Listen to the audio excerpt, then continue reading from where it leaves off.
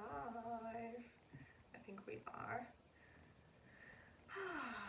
I'm gonna wait again and make sure that everything's working and people are joining in. Oh, I can see people are joining in, which is great.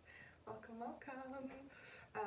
I've just, probably too much information, but I've just rubbed my eye with peppermint essential oil, so if you know, you know. So I'm like gonna try not to cry on this live video. Good morning. All right, let's just yeah, let me give people a couple more moments. I know everybody's jumping in. Say hello when you jump in, to make sure that we're all you can hear me and so on, and then in a moment I'll get started.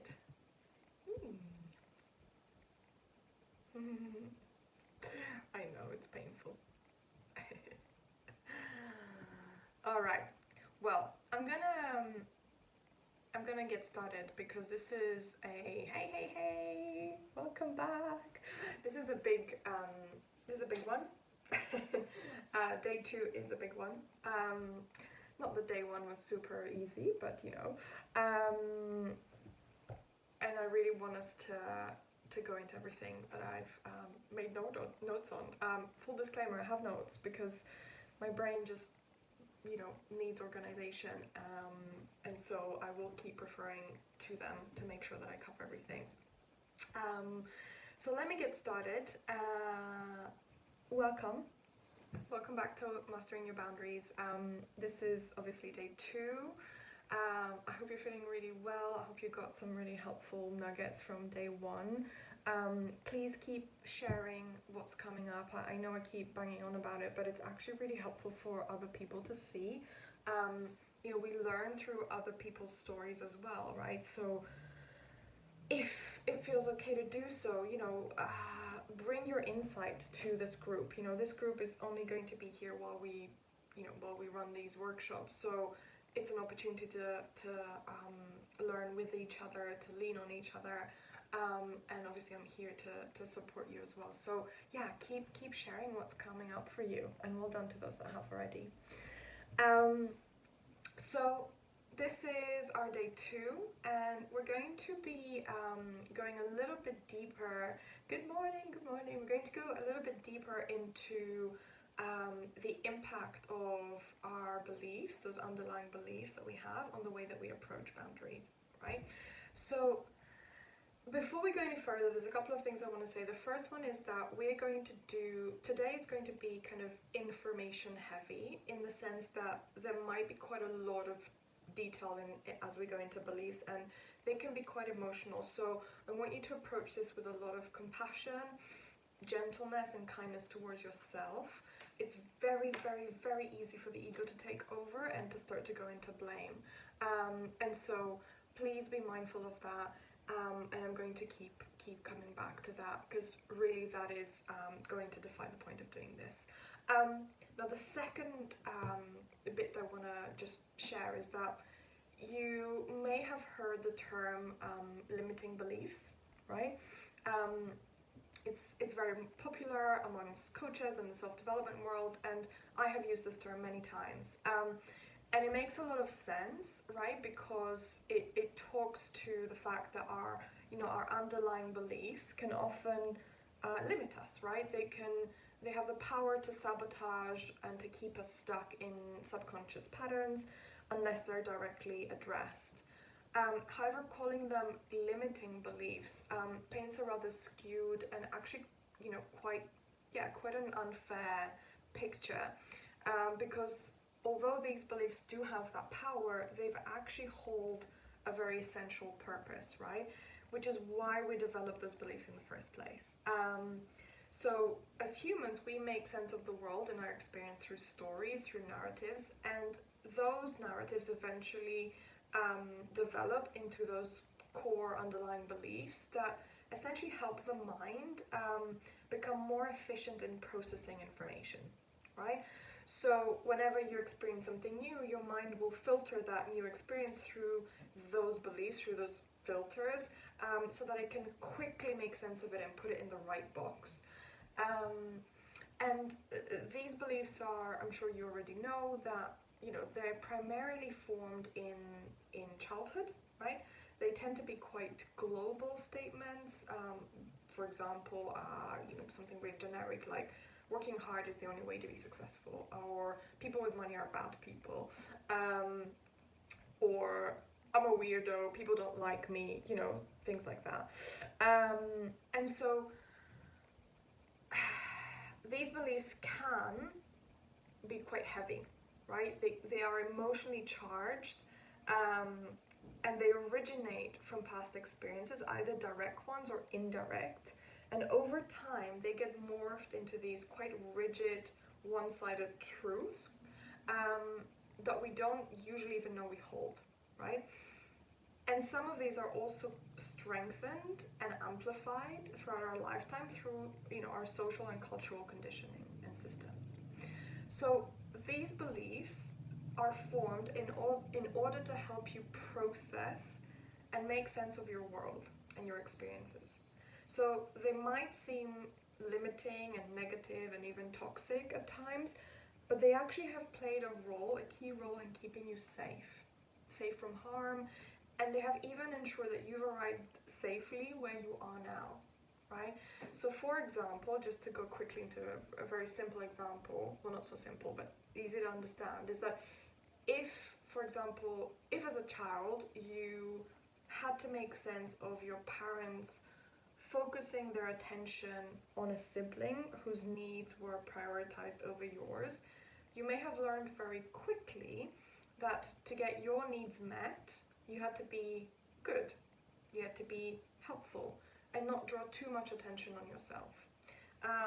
So you became a very self-sufficient little helper at a very young age, right? That eventually may have developed into a core belief, into an underlying belief that if I keep being helpful, then I deserve love, right? As long as I'm helpful, as long as I'm good, then I can receive love.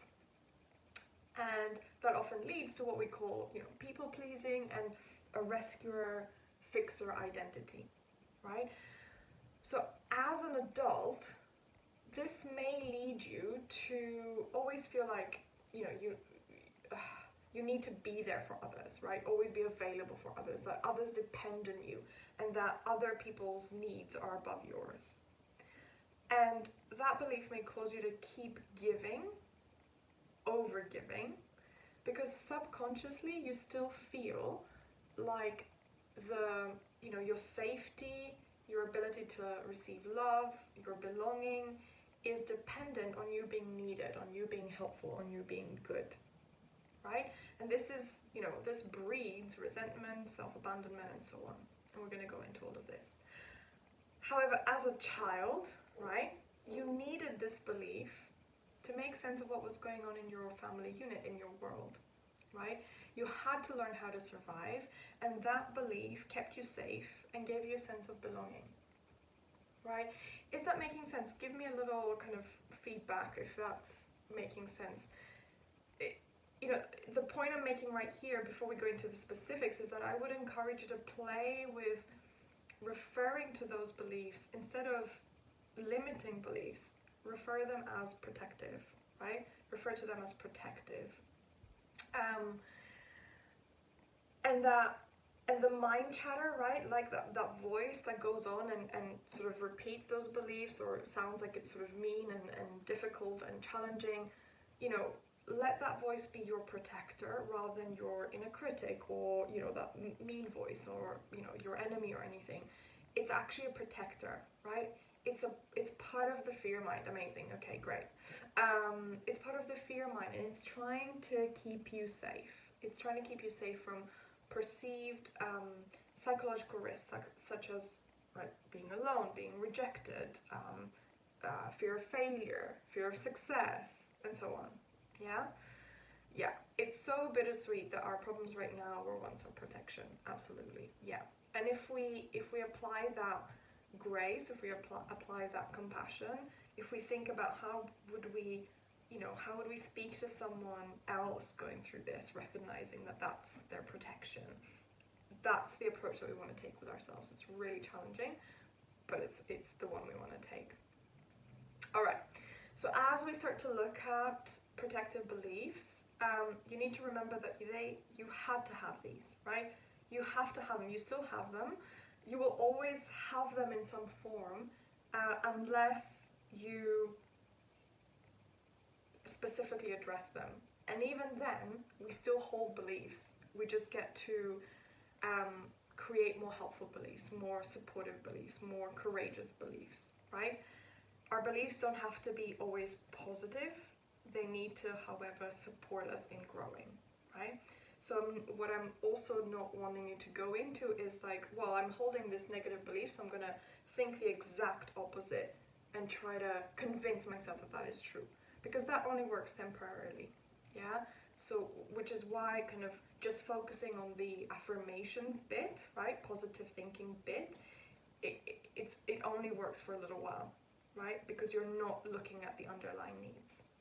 Okay, so remember, we need to approach it with compassion, grace, kindness, patience, courage. Yeah? Amazing. All right, let's dive in because we've got a lot to cover. So the first one I want to look into is probably one of the most common ones and one of the most problematic ones, if you like, when it comes to boundaries. And it relates to the belief that my needs are not important, right? Or it's selfish to choose myself first, or my worth is attached to my role as someone who rescues other people, or someone who's available to other people, someone who is a martyr, essentially, who always gives. So it's a version of the previous example I gave, of someone who is engaging in people-pleasing behaviors, and essentially someone who believes that their worth as a human being is dependent on them being caring for others, on having that role, right? And as we talked about before, this is likely to stem from unmet needs in childhood, right? And learning that as long as you're useful, as long as you're helping others, that gives you a sense of belonging and safety that you need, yeah? So it could also sound something like, if I keep taking care of people, eventually they'll take care of me, right? Eventually they'll like me. Eventually they'll accept me, right? Or it's selfish to put myself first, right? Or my needs are not as important as those of others. So what is the impact of holding that belief, right? Are we resonating with this one? Let me just check. I think finding the middle ground is important. Yes. Yeah. The temptation is to swing. Yeah, absolutely. Yeah. Okay, cool. So what's the impact of holding that belief, right? The way that we tend to manage this belief is by externalizing our worth, yeah? So we look to others to give us validation, right? Constantly seeking that reassurance of our value, of our, our confirmation that we are needed, that we are loved, that we belong. And so we abandon ourselves, we abandon our needs, we abandon our desires, we abandon our preferences, and we prioritize others.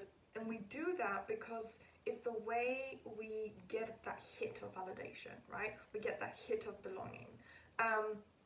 But that is the equivalent of junk food, right?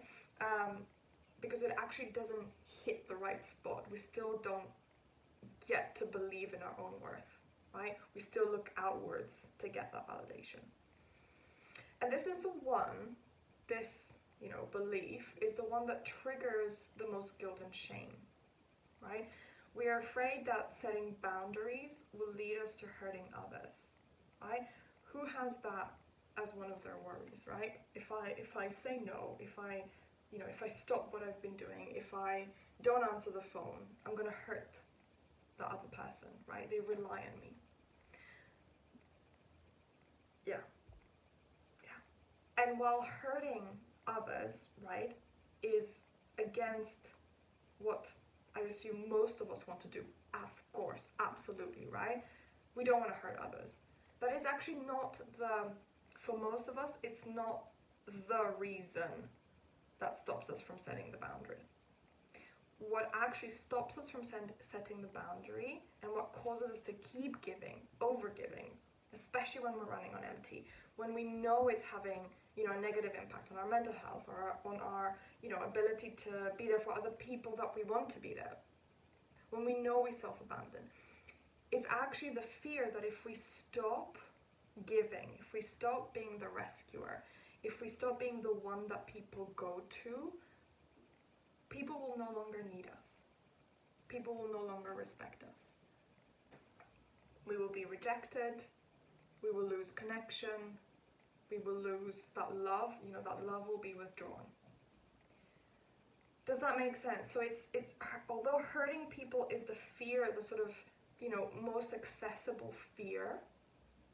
I don't want to hurt people, so that's why I'm not putting a boundary.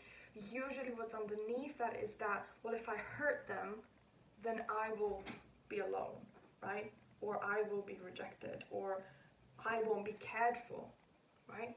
So this is where the inner child is coming in and saying, wait, I won't be cared for if I stop giving, right? Yeah. What will they do without me? Exactly. Yeah. So it's actually not the people-pleasing behaviors that are the issue here, right? Necessarily. Because plenty of times you might actually choose to prioritize others, right? You might choose to put others, above you. And that is not always self-abandonment, right? I know very often we focus on people-pleasing as the problem, but actually the behavior itself, right? Changing your plans to go with someone else, or, stopping something you need to do because someone has asked for your help. Various ways that we people please. These behaviors can actually stem out of empathy, right? Out of love, out of necessity, out of kindness.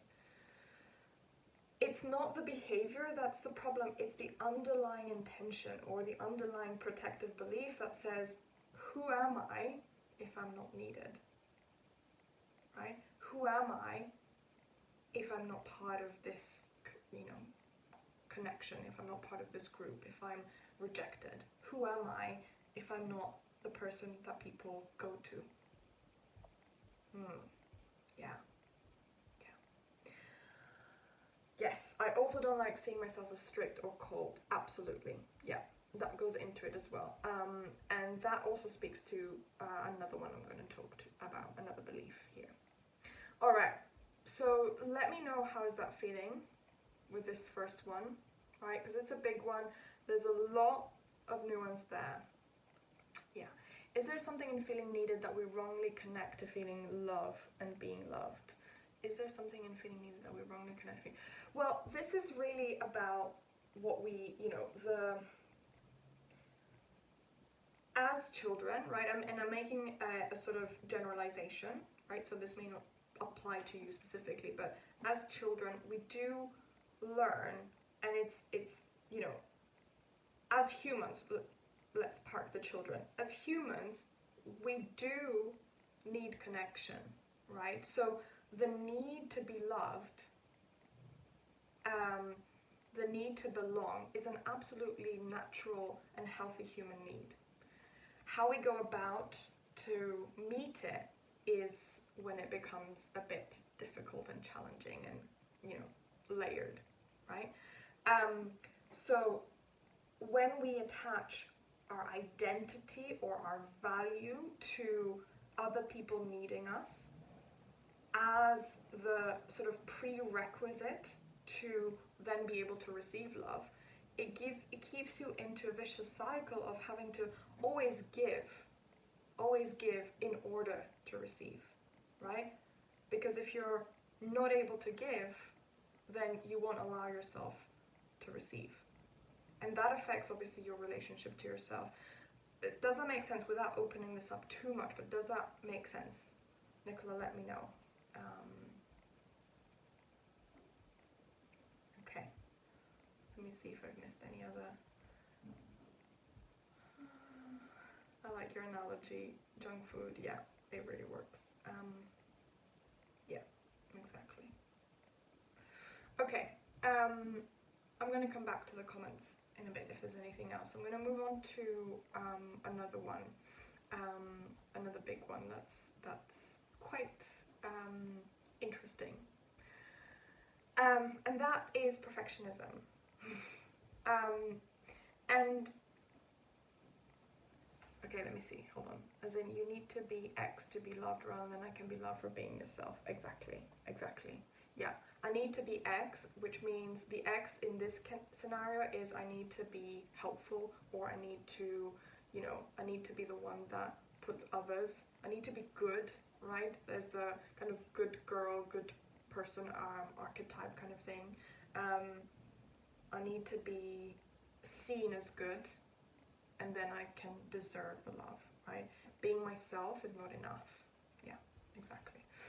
Okay, so perfectionism is a big one around boundaries, and the protective belief around perfectionism could sound something like, if I do this just right, then I'll be safe, then I'll be loved, then I can be in peace. If I keep showing up in the right way, I'll be able to relax. And this particular one also shows up alongside, I'm only valuable as long as I keep producing, pushing, creating, growing, right? Hello, capitalist machine, right? We've learned that this is, hi, welcome, don't worry. We've learned that this is the way that we are useful, if we're always pushing, always producing. So there's an underlying belief that resting, and I think Kat talked about this in her comment at some point, resting is lazy or selfish, or resting leads to being unsuccessful, right? So we have to keep moving, keep pushing, keep showing up in that right way. So perfectionism actually is a protective belief that if you are perfect, or a version of that, you will be safe. It is a belief that the mind creates in order to stop you from taking any action that could lead you to being hurt. So for example, if I deliver the perfect presentation and make no mistakes and have eloquent answers to all of the questions, then I'll be safe. Then I'll know that I deserve to do this, or I deserve this job, or I deserve this opportunity, this promotion, and so on. It correlates perfectionism with psychological safety, right? The idea that if you somehow do things the right way, then you can, you can breathe, and you can relax, you can experience calm and peace.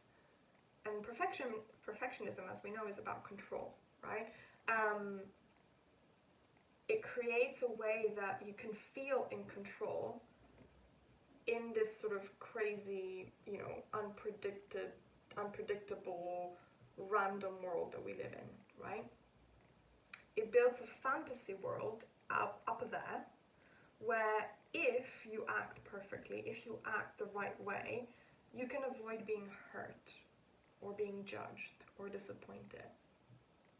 It means that in that perfect version of you, you are safe, right?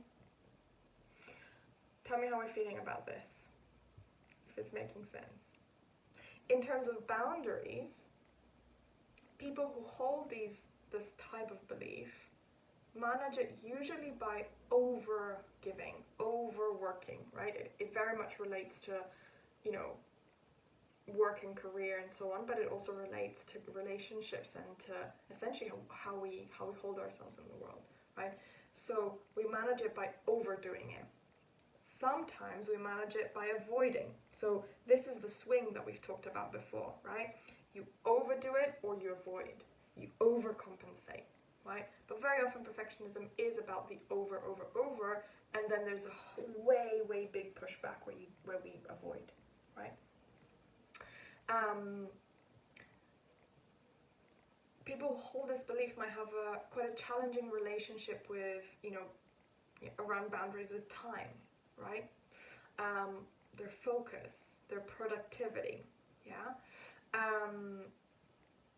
They might find endings challenging, because when something ends, you can't keep fixing it.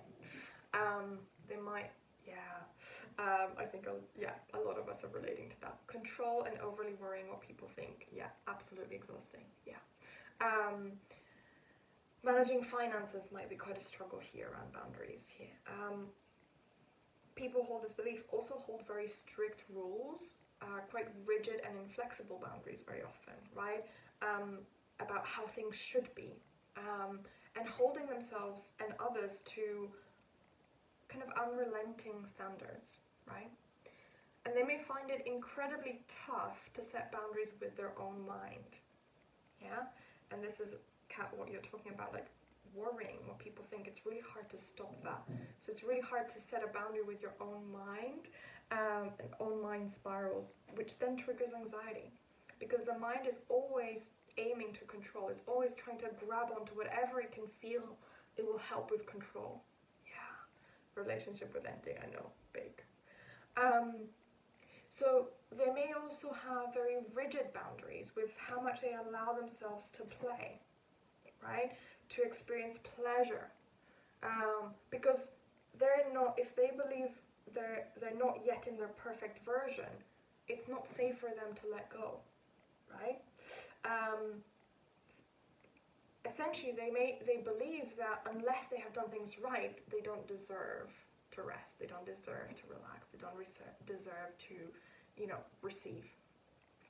So people hold this belief, have trouble keeping promises to themselves, and usually experience a lot of that kind of push and pull, stop-start kind of thing. So keeping a boundary with themselves is tough, because they believe that unless they do the thing perfectly, right, or in the right way. The sneaky thing is that we don't always use the word perfect, right? It might show up in, I have to do this, the way they want me to, or I have to do this in this particular way, rather than perfect, because we do know intellectually that perfect doesn't exist. But essentially, underlying that is a belief that unless they do the thing perfectly, for example, unless I have the perfect morning routine, whatever that is, they may as well not try, right? So it's a sneaky one, because as I said before, it can swing from overdoing it to underdoing it, or to avoiding it completely, right? And a particular example of this belief, it could also be, my value is intertwined with how people perceive me, yeah? And we deal with that by trying to create that perfect persona, that likable persona, yeah? So again, what a few people have mentioned, like, I don't want to be seen as cold, I don't want to be seen as this, I don't want to seem too harsh, I want to be likable, I worry what other people think of me. So this is a sneaky way of trying to manage and create that perfect persona that people will love, essentially because it creates safety, right? And that leads very often to overgiving, but also into behaviors that are quite passive aggressive or manipulative, because we try to manage other people's ideas of us. We manage our own image. We create blurry boundaries in relationships. We again go into sort of reassurance mode. We seek that reassurance from others, and we might limit or censor self-expression.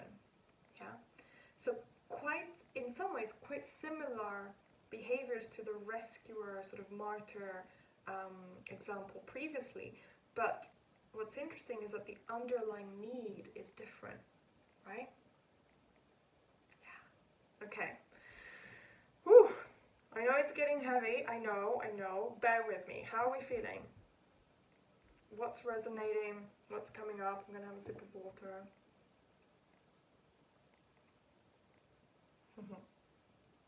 I'm just going to go through some of these comments. Relationship with ending, all of these, yes, totally me. No, so much sense. Okay, beautiful. All right. Okay, I'm going to move on, and I'll keep checking and see. Like, you're in my brain. I know. It's just it's so collective, right? Yeah, makes total sense. Let's have a look. There's also a period of learning what our limits actually stand. if we've lived our whole life with unbalanced boundaries. Yeah, absolutely. We kind of need to be clumsy with boundaries. We have to, because we're learning, right? We're learning. And so we have to engage in it. We have to allow ourselves to be beginners. And so if we're holding a perfectionistic sort of underlying belief, that makes it really difficult. So something I didn't mention is that the perfectionists in us find it really, really hard to be beginners, right? To be in that space where they can allow themselves to try new things, because they can't be perfect when they're trying new things, when they're learning.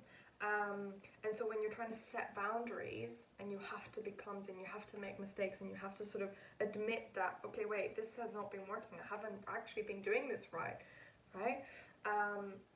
That becomes a real big trigger for the perfectionist. Resonating a lot with setting boundaries with my own mind, absolutely. Yeah, have to be flexible. Doing things wrong is how we learn. Yeah, I know. If only we knew that. I know, we kind of forget that because it's sort of rinsed out of us at school. Yeah, exactly. So let me move on to the next one, because I don't want to take up all of your day, even though we can be talking about this all day long.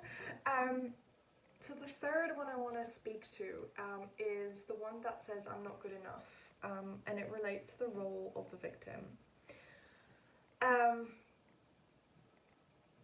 It can be quite hard to be with that one, from the sense that most of us don't really want to be seen as victims. So take it with a pinch of salt, see if you're noticing resistance, because actually that can be really good data gathering, right? So what that may sound like, if it's not coming up as I'm not good enough, it may sound like I'm unable to do this myself, right? I need others to guide me. I cannot trust my decisions. Life happens to me. And it often looks like powerlessness, right? A lack of self-trust, a lack of self-belief, an inability to sort of trust or even have access to your intuition, a very strong kind of like critical mind, a sense of overwhelm and overthinking. And people who hold this belief keep giving power away, right? They tend to have sort of either weak or actually completely lack boundaries with authority, because they feel like, well, they know better than me, right? They might have difficult boundaries with success, again with finances. They find it really difficult to take up space, to be seen, right? And to take ownership of their skills, of their desires, of their dreams. So it's a very kind of a passive, leaky energy that we're going into. This one's a huge one for me. Yeah. A lot of us, right? So again, right, when subconsciously you learn that you need others and that you cannot really rely on yourself to be safe, and it may not have been said in these words, right? But that's what we learned sometimes as a child, that you're not somehow capable of taking care of yourself. You always need to get others to save you, right? To be an adult can be quite challenging because your belief is keeping you in that child position. Does that make sense, right? So to reach your goals, to be an adult, you're likely to find efforts to change and set those boundaries that can lift you up, essentially. You're likely to find those really challenging. And keeping promises to yourself might be really tough, right? Because it's really hard to take responsibility, because other people have always taken responsibility away from you. And that may also show up in, kind of the victim role, people who take on that victim role, they might also engage in quite risky or irresponsible behaviors, such as like, overspending or disappointing others, because they're stuck in that cycle of self-fulfilling prophecy. That doesn't always happen, but it can sometimes show up where they kind of push the limits or push the boundaries because they don't take responsibility, right? Yeah. So the victim is also likely to engage in people-pleasing behaviors because they want to avoid confrontation with the people they feel they need to rely on. Yeah? So this belief breeds resentment as well. Yeah. It breeds anger, frustration, because the victim usually gets fed up with being powerless. And so that can create a lot of conflict internally because they haven't been taught how to take responsibility, or rather, they haven't learned how to take responsibility. They've learned instead early on that letting others take responsibility for them, taking responsibility for their mistakes, not living out their consequences, right? That is safer for others to take over. So they continue to not take control of their lives in a way that is meaningful to them. Whee! Yeah, let me check in with comments. Yeah, I wrote this yesterday from one of your journaling prompts. Well done for getting that. Yeah. Okay, anyone else resonating with this one, with the victim one? Let me know. And we're gonna slowly wrap up. There's one more I want to share, but we're slowly getting to the end. Yeah. Oh, this is what I mean, right? Like we talked about in theory, in day one workshop, we talked about taking self-responsibility. Being with these patterns is sticky, is hard, it's confronting, yeah? Which is why I'm saying blame is so easy to come into the picture, right?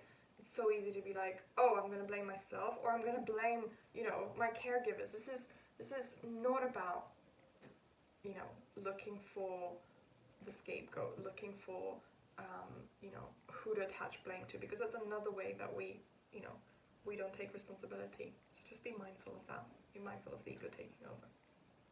Okay, so I just want to mention one more protective belief that often shows up in terms of boundaries, but I won't go into too much detail because I don't want it to become overwhelming, but I do want to mention it, and I'll tell you why. So number 4 is that the world is an unsafe place and I need to protect myself. And a lot of us hold this one. It may not be the driver, but a lot of us do hold it because of direct experience, of indirect experience, right? But it tends to lead to overprotection. It tends to lead to numbing, to an inability to access emotions, to access our own truth, our intuition, to compare ourselves, to be quite competitive. It also usually leads to a superiority complex. It stems from potentially having experienced verbal, physical, or mental abuse in childhood, or bullying, or a form of essentially being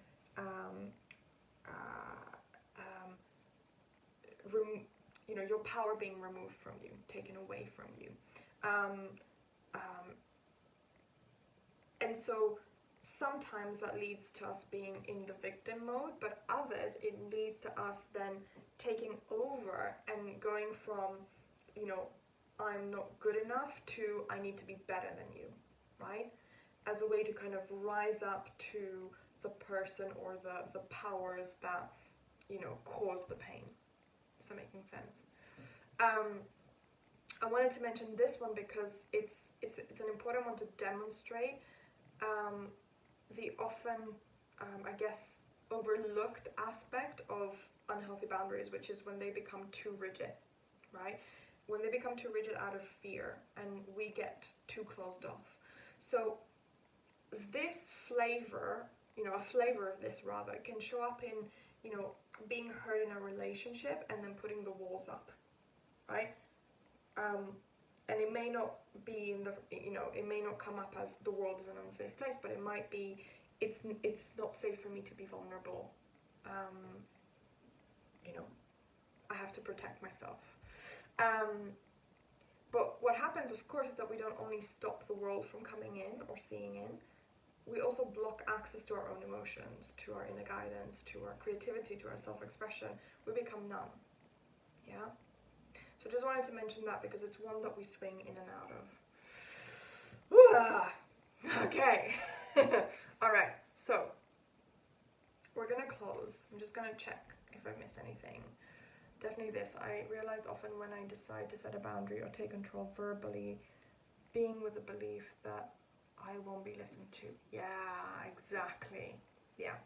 It's quite a tough one. Yeah, yeah. Which is why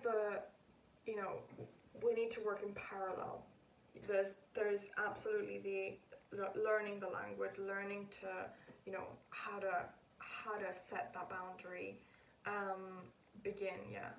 Begin with the belief that I won't be listened to. Yeah, I got that. Yeah. But also, if you're holding that belief that, well, I'm not going to be listened to, right? If that's stemming from that I'm not going to be respected, right? If that is partly a victim mentality, it's going to be quite hard to expect others to respond to that, because the energy that we bring to that communication, the way that we will hold ourselves, whether it's in response to someone else or on our own, right, is going to really be affected by that. And this also is, you can see that in when we're trying to set a boundary with ourselves, right? I'm going to take care of myself in this way, I'm going to show up for myself in this way. And then beginning with the belief, well, I'm not really going to do that, am I? Right? Okay, beautiful. How are we feeling? Tell me how we're feeling. Just maybe a word or a couple of words of what's with you. I know this is lots of food for thought today. So we are going to close in a moment. We're going to take a moment to breathe, and I'm going to again give you a couple of prompts to reflect on. But let me know before we go into that how you're feeling, what's come up for you before we close. Inspired. Oh, that's nice. Yeah.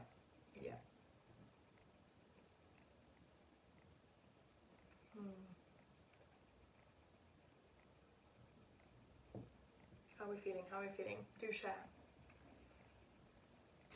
I'm going to give you a moment.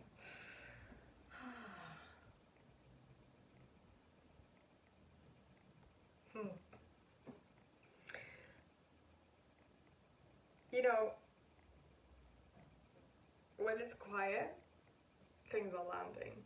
So I'm gonna amazing. Oh, there we go. People typing. Okay. It's quite overwhelming. Yeah. It is overwhelming.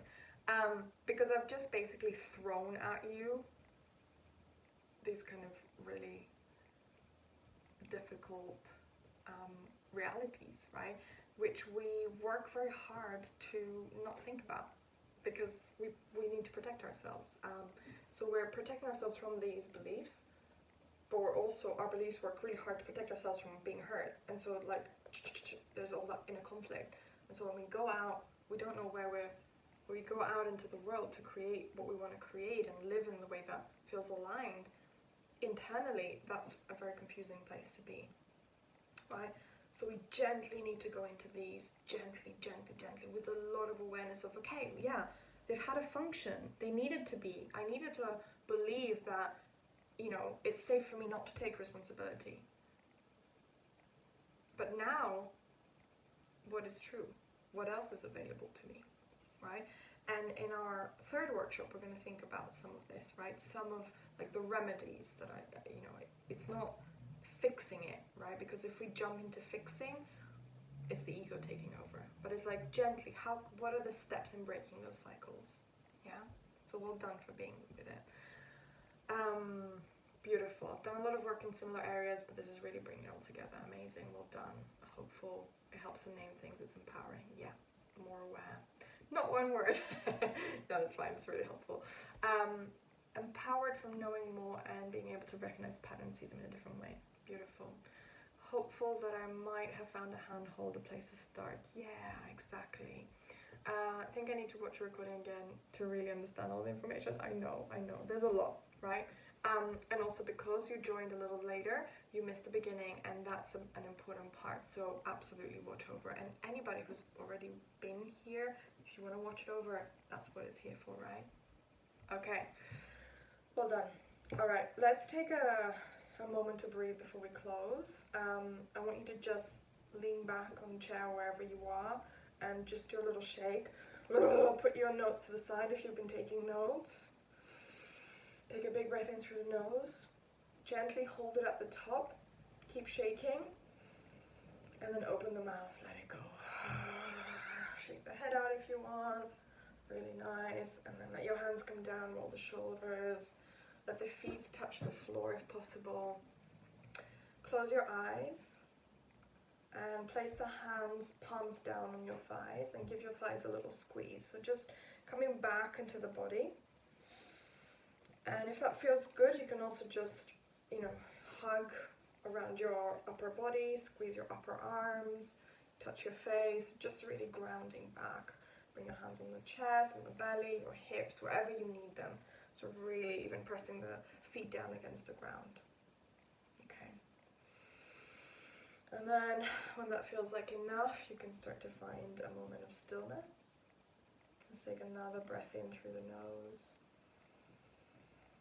Gently let it out through the mouth.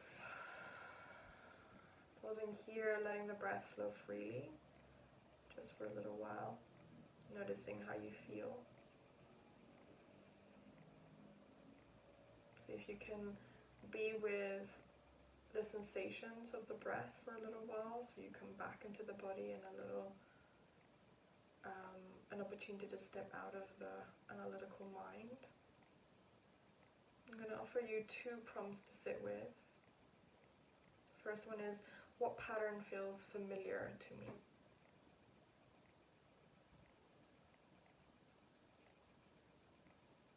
What pattern feels familiar to me?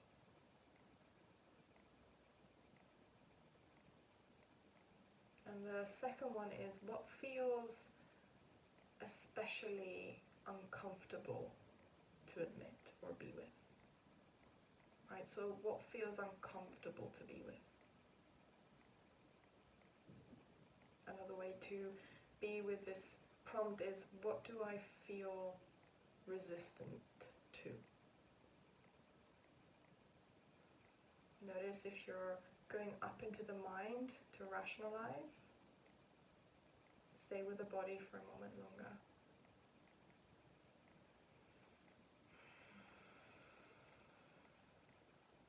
When you feel ready, take a breath in through the nose. Let it out through the mouth. Gently bow the chin to the chest. Just let your eyes open when you feel ready. Flick your fingers, shake it off. When you're ready, lift the head. Really well done.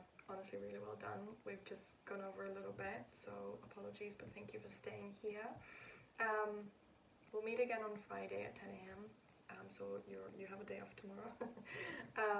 And as I said, we'll go into some practices and some remedies that can support you to break some of these cycles. I recommend giving yourself some time and space to reflect and journal on these 2 prompts that I shared, and obviously catch up on anything that you've missed from day 1, and then come back here and share your biggest takeaway from today. And as I said, this will help you to engage with what you're learning. It really, really helps to bring that in. My absolute pleasure.